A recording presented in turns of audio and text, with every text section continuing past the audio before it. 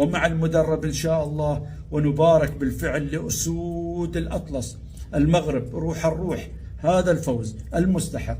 وبما أنكم فزتم علينا 3-0، احنا كنا نتمنى 1، فزتوا علينا 3-0، وأنا معزوم مع إخواني المغاربة الآن ومش راضي أرد على التليفون، لكن بصير 3 أشياء بحرم على نفسي أشربهم معاهم الحين لمدة 3 أيام بسبب 3 الأهداف: الأتاي والحريرة والطاجين. وهذا الطاجين اللي أنا ما أقدر أستغنى عنه، وخاصة بالبرقوق، لكن لا حول ولا قوة إلا بالله.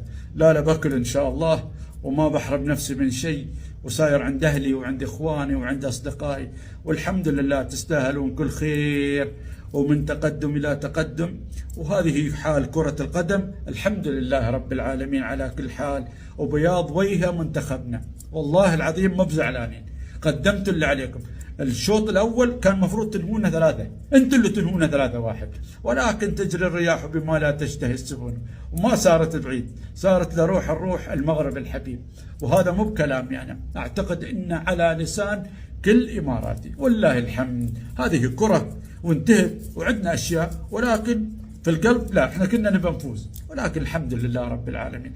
تستاهلون كل خير يا أهل المغرب، يا أهل الخير.